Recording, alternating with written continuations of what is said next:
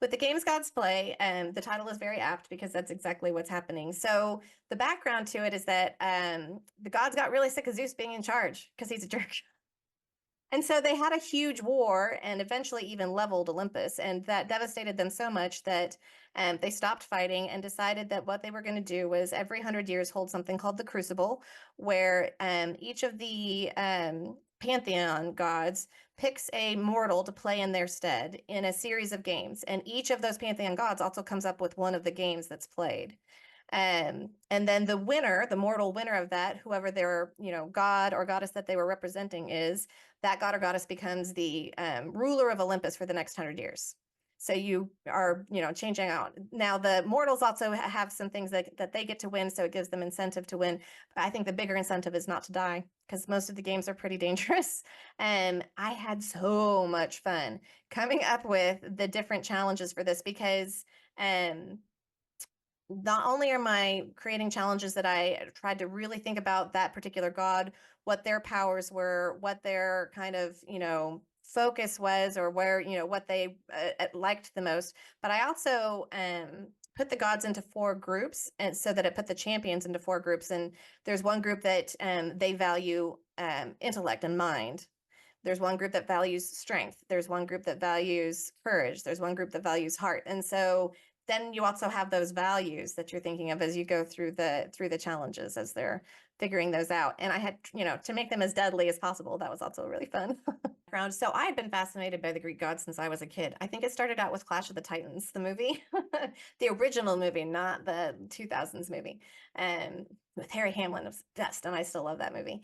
For some reason, I absorbed those stories just so much to the point of like, I know a lot of the more, I wouldn't call them obscure, but like for the most part, everybody knows like the Perseus story because there's movies. And most people know the Hercules because there's a Disney movie, cartoon about it. And a lot of people know, some of the main gods like Zeus or Aphrodite because they kind of capture imagination and anybody can, throw a lightning bolt is gonna make you think about it. But I also absorbed the stories about like Eros and Psyche and Narcissus and Echo, and I just found them fascinating in the same way that I found fairy tales fascinating. There's just kind of a darkness to them, that gives you that just kind of that edge, I guess. And so I already had Greek gods pretty much, very much in my head. Now I still had to do research from time to time, just to make sure that I either wasn't breaking horribly the mythology that I was rewriting, because to a certain extent, this is my own reimagined. It's set in a modern world, and the Greek gods are still around and still worshipped and still, believed in. And so we've got kind of a different take on things. But I didn't want to break it too horribly. But also for things like there's a bar in Olympus that's run by Dionysus, of course, but the bar keep, I was like, oh, let's go see if there's a god out there that would be a fun god or goddess for to be the barkeeper for this. And I ended up going with Lethe, who is the goddess of oblivion. Which, so, just finding those little nuggets was a lot of fun in the research. And also with the research, I discovered that we don't necessarily know the exact details, that there's some parts of the myths, most parts of the myths are either they were oral primarily to start with, and then written down by, Hesiod and Homer and various different other kind of ancient storytellers, and they don't always agree. So like there's not an agreement about how many pomegranate seeds there are, but like I had one of my editors, I think it was one of my German editors, caught that and was like, well, I think there were 6 seeds. And then it was a whole debate about, were there 6 seeds? Were there 5 seeds? Were there 7 seeds? Like, and then it was like, okay, how do we address that when, oh, actually, you might have learned that there were 6, but there's 2 different versions out there.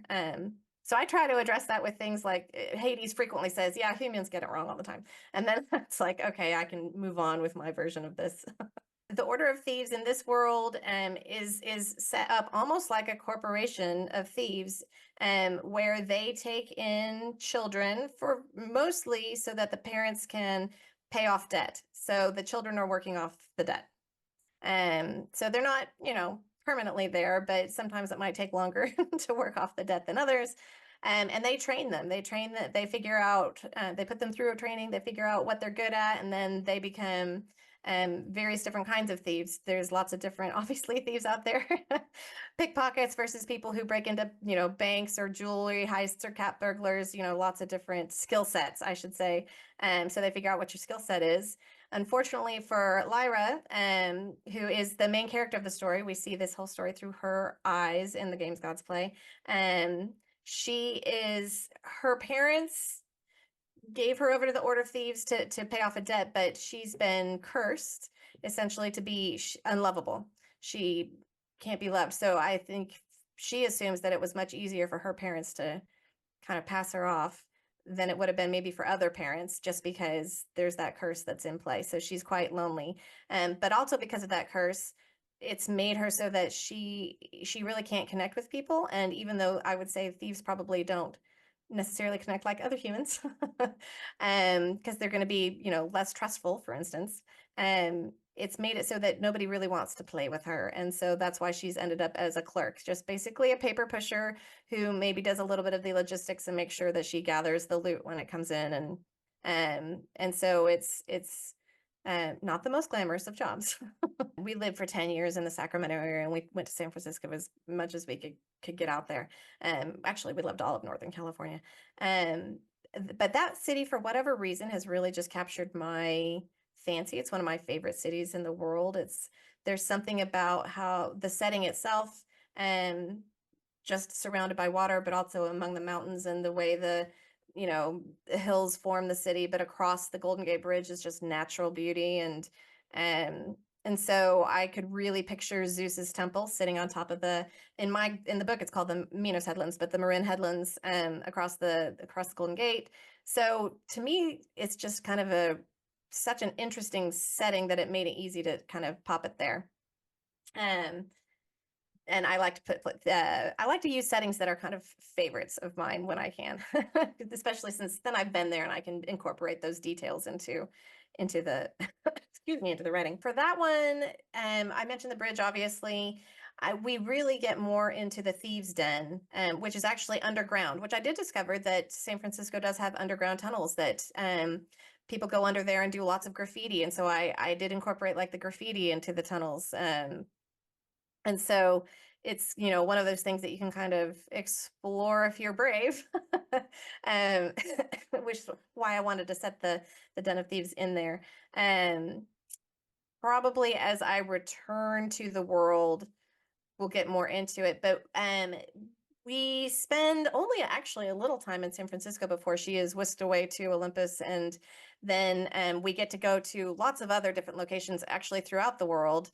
And some of them I've been to, some I had to research just to set up all of the different trials.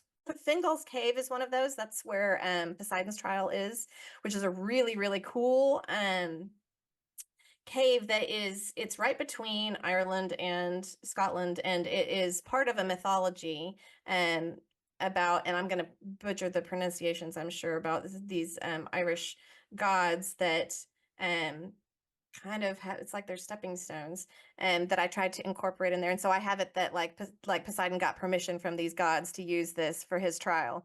And so it's just a really cool cave where it's almost geometric. It looks like, and when you walk into, or at least the pictures that I've seen of it now, I really, really, really, really want to go there, is like geometric like squares that hang down from the ceiling, but it's the whole cave is built of that. So it's just got a cool look to it. This book has a huge cast of characters because, of course, we've got the 12 Pantheon gods who are all competing for the crown. And we've got their 12 champions that they all pick to compete against her. And I loved writing all the different champions coming from their various different backgrounds and how they interacted, because they're in this incredibly dangerous competition where they actually have incentive to win it. So watching them go through that has been interesting, and especially against Lyra, who is unlovable, but will slowly kind of find a found family type situation with some of the other champions. That was fun to write. But I would say, what were my favorites? Obviously, Hades is a favorite, but he's a main character, so we'll go on to the side characters. Boone is one of the other thieves. He is, you're going to think that he's not going to be a big deal at the beginning. He becomes a bigger deal. He was fun to write because to me, he was the kind of the foil to Hades's, grumpy broodingness. Boone is much more, I think, teasing and open, even though he's a thief.